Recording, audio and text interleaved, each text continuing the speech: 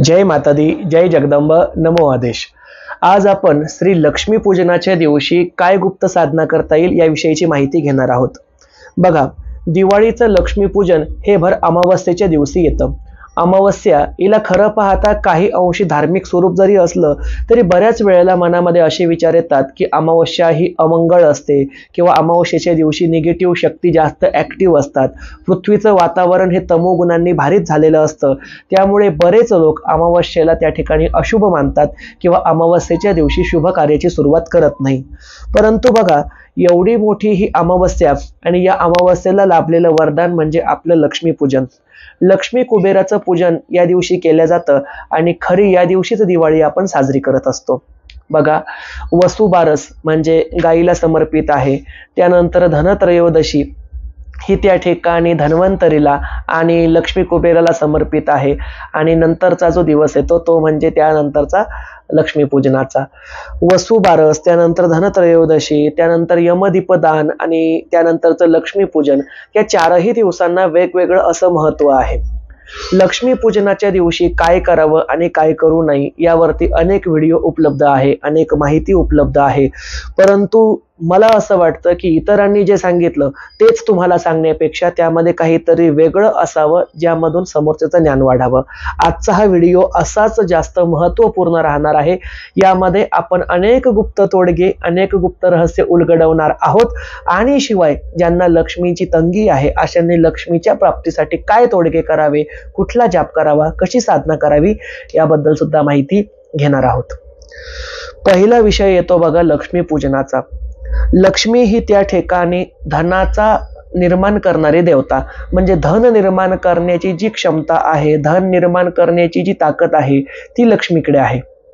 ही लक्ष्मी कोणाची पत्नी आहे तर विष्णू भगवानाची, म्हणजे महाविष्णूची पत्नी आहे। समुद्रामधून जी 14 रत्ने निघाली, या 14 रत्नामधील एक रत्न साक्षात लक्ष्मी सुद्धा होती। या लक्ष्मीने त्या ठिकाणी भगवान श्री हरी विष्णूला स्वतःचं वर योजलं, म्हणजे पती म्हणून निवडलं, त्यासोबत ती विवाहबद्ध झाली। आणि आपण जेव्हा जेव्हा लक्ष्मीचा फोटो बघतो, मूर्ती बघतो, ती बऱ्याच वेळेला विष्णूचे पाय दाबत असलेली, म्हणजेच विष्णूची सेवा करत असलेली आपल्याला दिसते। यामध्ये लक्ष्मीचा पतिव्रतपणा, पतिपरायणपणा, पतीची सेवा धर्म ह्या सर्व बाबी दिसून येतात। याच लक्ष्मीचा जो दुसरा अवतार आहे तो म्हणजे पद्मिनी, अर्थातच पद्मावती। म्हणजेच भगवान महाविष्णूने ज्या वेळेला व्यंकटेश अवतार धारण केला, बालाजी अवतार धारण केला, या बालाजी अवतारामध्ये लक्ष्मी स्वरूपालाच पद्मिनी म्हणजेच पद्मावती म्हटलं गेलं। मग तुम्ही पद्मावती स्वरूपामध्ये असो किंवा लक्ष्मी स्वरूपामध्ये असो, ज्या स्वरूपामध्ये लक्ष्मीची आराधना कराल त्या स्वरूपामध्ये ती आपल्याला दर्शन देते आणि भक्तांचं कल्याण सुद्धा करते। परंतु अनेक चुकीच्या बाबी लक्ष्मी पूजनाच्या दिवशी लक्षामध्ये येतात। पहा, मी पहिले चुकीच्या बाबीबद्दल बोलतो आणि नंतर खरी साधना काय आहे त्याबद्दल बोलूया। लक्ष्मी पूजनाच्या दिवशी बऱ्याच ठिकाणी काय करतात, लक्ष्मीची मूर्ती मांडतात, लक्ष्मीचा फोटो मांडतात आणि या फोटोच्या समोर बऱ्याच वेळेला पैसे ठेवण्यात येतात। आता पैसे, सुट्टे नाण्यांची पूजा करावी हे अगदी खरं आहे बरं का। 1 रुपया, 2 रुपये, 5 रुपये किंवा जुन्या काळातील चांदीचे पैसे, सोन्याचे कॉईन यांची पूजा नक्कीच करायला पाहिजे। परंतु बऱ्याच वेळेला त्या ठिकाणी 10 रुपये, 20 रुपये, 100 रुपये, 500 रुपये, 2000च्या नोटा या प्रकारामध्ये नोटा मांडल्या जातात। बऱ्याच ठिकाणी नोटांचा हार तयार करून तो लक्ष्मीच्या फोटोला घालण्यात येतो। हे अतिशय चुकीचं आहे, हे मी या ठिकाणी जाणीवपूर्वक बोलतो। त्याचं कारण काय, जिनी लक्ष्मी निर्माण केली, जिने पैसा निर्माण केला, जिने संपत्ती निर्माण केली, त्याच देवीला आपण थोड्याशा नोटांचा हार घालणे हा तिचा अपमान आहे, हे पहिले लक्षात घ्या। म्हणजे अन्नपूर्णेला आपण थोडंसं अन्न वापस देणे, अरे जिच्यापासून अन्नाची निर्मिती आहे अशा अन्नपूर्णेला जर आपण वाटीभर खीर दिली आणि त्याचा जर गाजावाजा केला, त्या अन्नपूर्णेला मान्य राहील का? नाही राहणार।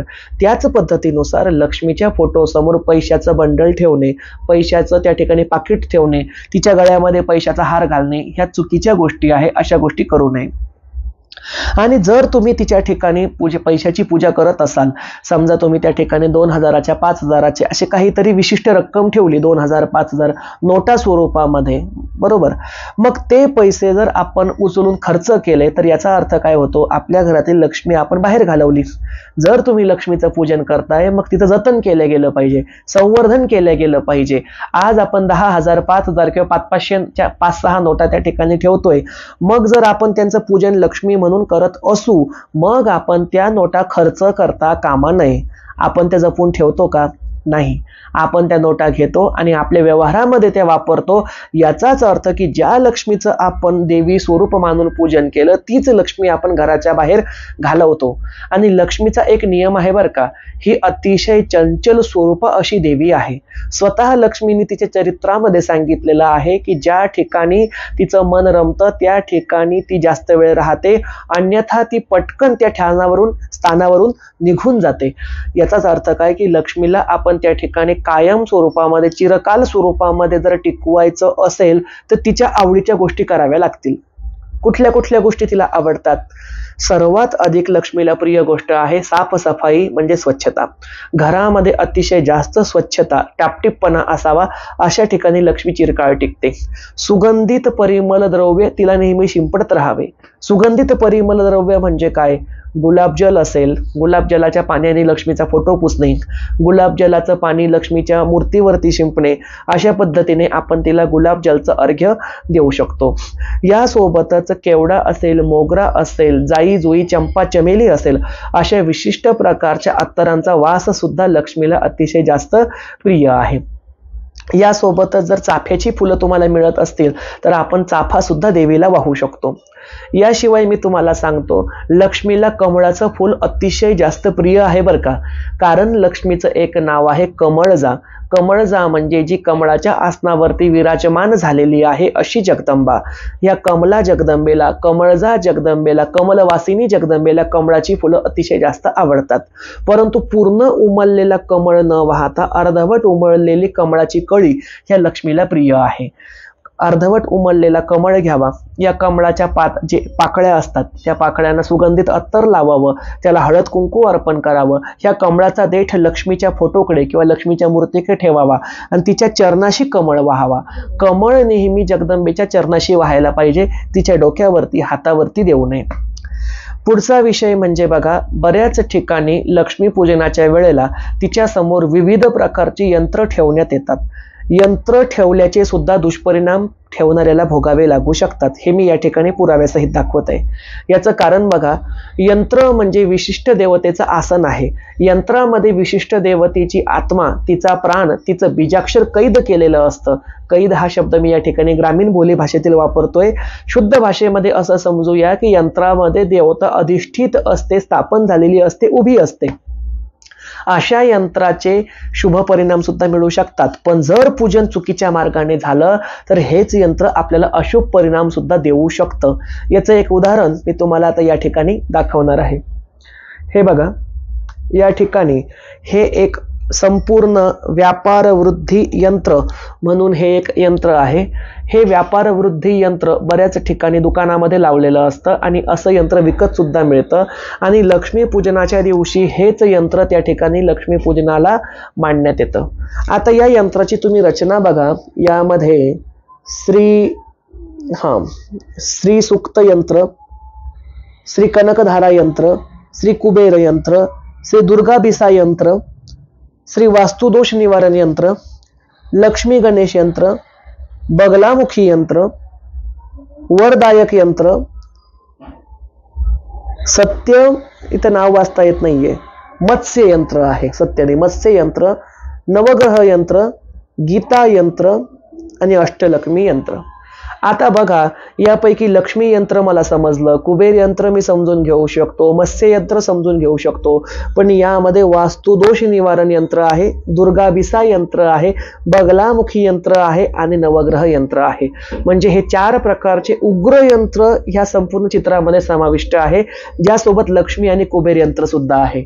म्हणजेच काय, परस्पर विरोधी ऊर्जा ह्या यंत्रामधून त्या ठिकाणी निर्माण होते. दुर्गाबिसा ही त्या ठिकाणी शक्ती स्वरूप आहे, बगलामुखी ही त्या ठिकाणी विध्वंसक स्वरूप आहे. नवग्रह सुद्धा आपापले वेगवेगळे गुणधर्म धारण केलेले असतात. जसं मंगळ त्या ठिकाणी सेनापतीचं कार्य करतो, राहू त्या ठिकाणी कपट कारस्थान करतो, केतू त्या ठिकाणी मोक्ष साधन करतो, शनी त्या ठिकाणी न्यायदानाचं कार्य करतो. म्हणजे नवग्रहांची शक्ती सुद्धा निरनिराळी आहे आणि अशा सर्व शक्ती ह्या यंत्रामध्ये एकत्र आल्यामुळे हे यंत्र त्या ठिकाणी विस्फोटाचं कारण बनू शकतं. असं यंत्र अजिबात त्या ठिकाणी लक्ष्मी पूजनामध्ये ठेवू नये, वापरू नये, त्याचं पूजन करू नये. दुसरं मी तुम्हाला त्या ठिकाणी सांगतो, लक्ष्मीच्या पूजनामध्ये कुबेर पूजनाचं अतिशय जास्त महत्त्व आहे बरं का. कुबेर पूजन हे करावंच लागतं, कारण लक्ष्मी त्या ठिकाणी धन निर्माण करते, तर कुबेराकडे त्याचा साठा असतो. म्हणजे चावी आणि कुलूप हे सर्व कुबेराकडे असतं. असा हा कुबेर त्या ठिकाणी यक्षराज आहे. यक्षराज म्हणजे काय? तो यक्षांचा राजा आहे. जेवढे यक्ष आणि यक्षिणी असतात या सर्वांचा तो मालक आहे. अशा यक्षाचं कुबेराचं पूजन वर्षातून फक्त एकच दिवस लक्ष्मी पूजनाच्या अमावस्येला विधिवत पद्धतीने सांगितलेलं आहे. कुबेर पूजनाचे एकूण 2 मुहूर्त असतात बरं का. पहिला म्हणजे कोजागिरी पौर्णिमा आणि दुसरा म्हणजे लक्ष्मीपूजन. आता लक्ष्मीपूजनाच्या दिवशी आपण ज्या वेळेला लक्ष्मीची मूर्ती मांडतो, तर ह्या लक्ष्मीच्या मूर्तीसोबत आपल्याला कुबेराचं पूजन सुद्धा करायचं असतं. मग कुबेराच्या नावाने आपण त्या ठिकाणी तांदूळावरती लाल सुपारी ठेवू शकतो, त्याला कुबेर स्वरूप मानू शकतो. किंवा मी तुम्हाला या ठिकाणी एक मूर्ती दाखवत आहे. इथे माझ्या बाजूला बघा, ही लक्ष्मी मातेची मूर्ती आहे आणि या मूर्तीच्या पायाच्या खाली बघा या ठिकाणी कुबेर बसलेला आहे. हा पिवळ्या रंगाचा कुबेर आहे. म्हणजे अशा पद्धतीची मूर्ती सुद्धा आपण त्या ठिकाणी वापरू शकतो. हे बघा, चतुर्भुजा ही लक्ष्मी असून या लक्ष्मीच्या खाली हा आपल्याला पिवळ्या रंगाचा कुबेर दिसतो. म्हणजे असा कुबेर जर लक्ष्मीच्या मूर्तीमध्ये समाविष्ट असेल तर अशी मूर्ती श्रेष्ठ आहे. आपण बाजारातून विकत आणताना लक्ष्मी कुबेराची अशी मिश्र मूर्ती विकत आणावी, जेणेकरून आपल्याला वेगळे यंत्र किंवा वेगळं काही मांडण्याची आवश्यकता पडणार नाही. लक्ष्मीच्या मूर्तीमध्येच आपल्याला कुबेराचं पूजन सुद्धा त्या ठिकाणी घडून जाईल. आणखीन एक विषय सांगतो, लक्ष्मी कुबेर यंत्र मिळतं बरं का, ज्यामध्ये एकीकडून महालक्ष्मीचं यंत्र असतं आणि एकीकडून कुबेराचं यंत्र असतं. अशा यंत्राचं पूजन सुद्धा करावं, परंतु त्यामध्ये फक्त महालक्ष्मी आणि कुबेरच असावा. बऱ्याच ठिकाणी बघा चुकीच्या पद्धतीने फोटोचं पूजन केलं जातं. ते कसं हे सुद्धा मी या ठिकाणी दाखवतो. हे बघा, या ठिकाणी हे एक शुभ लाभ म्हणून आहे. इथे बघा सरस्वती आहे, कुबेर आहे आणि गणपती आहे. इकडे वरती श्री लक्ष्मी यंत्र आहे, इकडे श्री कुबेर यंत्र आहे. इथे लक्ष्मी सोबत विष्णू आहे, पाठीमागे 2000च्या नोटा दाखवलेल्या आहे. अशा चित्राचं पूजन सुद्धा धर्मशास्त्रानुसार चुकीचं आहे. याचं कारण मी तुम्हाला सांगतो. कारण लक्ष्मी सोबत आपल्याला फक्त कुबेराची पूजा करायची आहे आणि लक्ष्मी ही अग्रस्थानी असली पाहिजे. कारण लक्ष्मी ही उच्च कोटीची देवता आहे, तर कुबेर हा निम्न कोटीचा कनिष्ठ दैवत आहे. जरी कुबेराकडे धनाचा साठा असला तरी कुबेर हा यक्षराज आहे. देवता आणि यक्षांमध्ये भरपूर फरक असतो. यक्ष देवतेची बराबरी करू शकत नाही.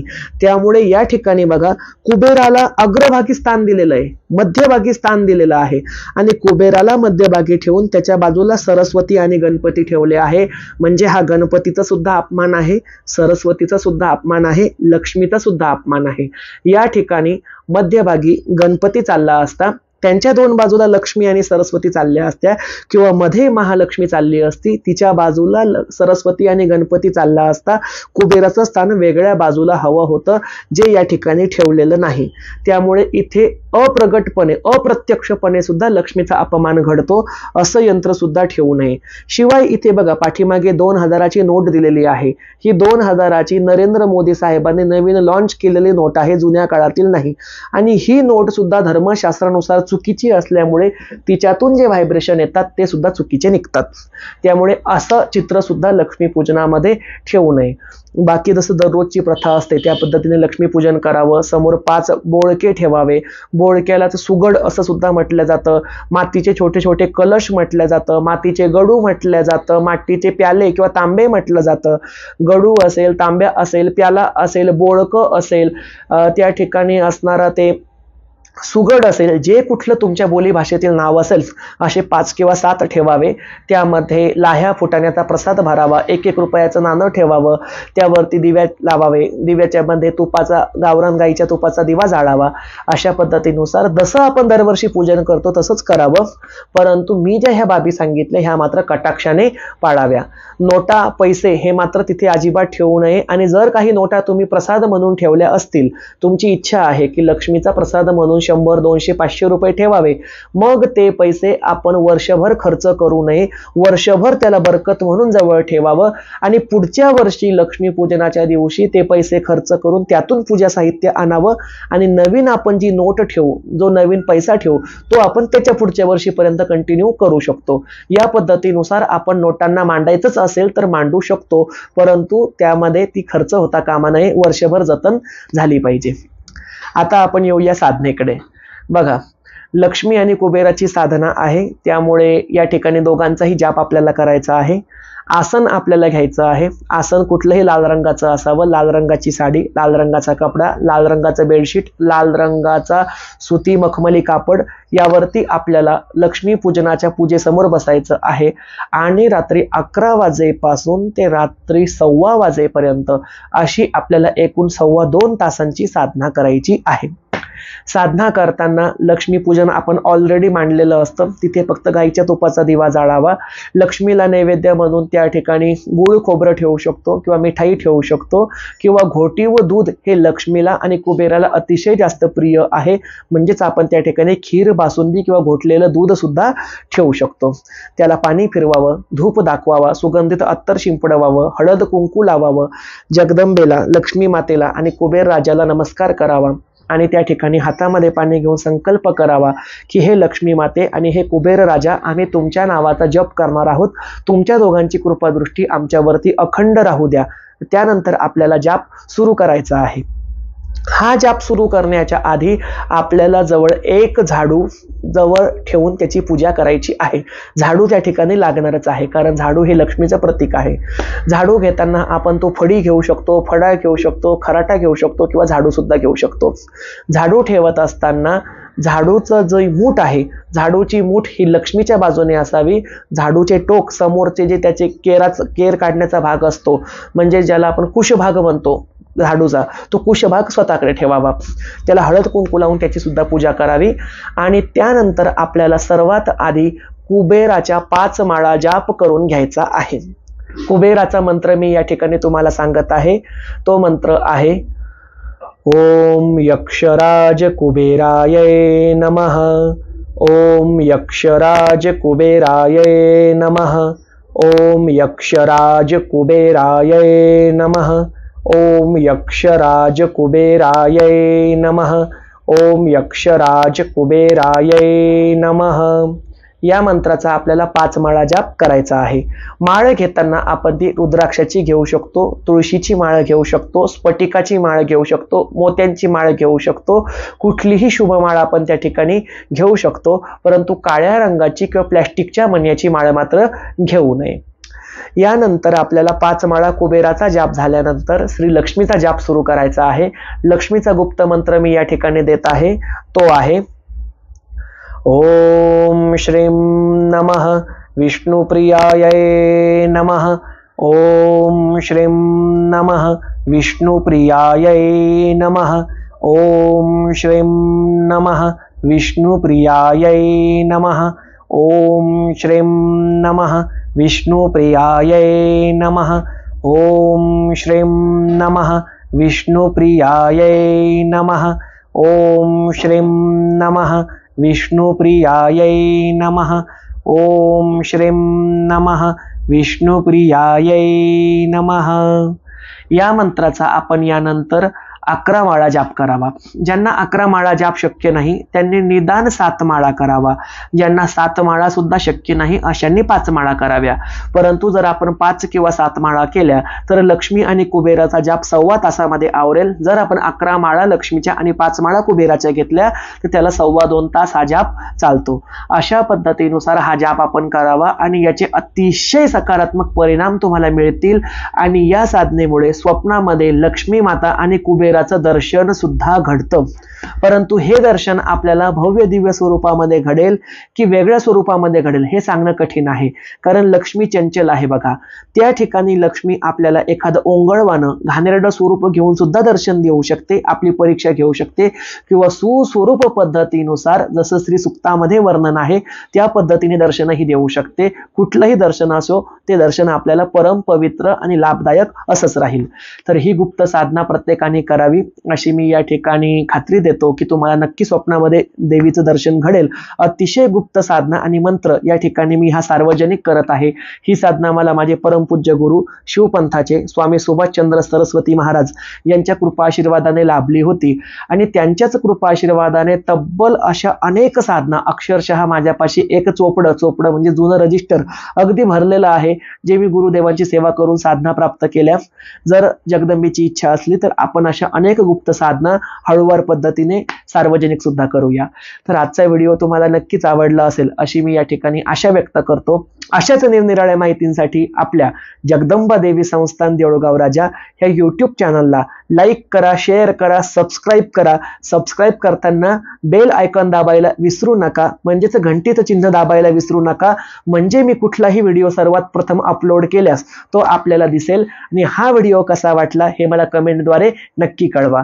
सर्वांचं कल्याण असो. जय माता दी, जय जगदंबा, नमो आदेश.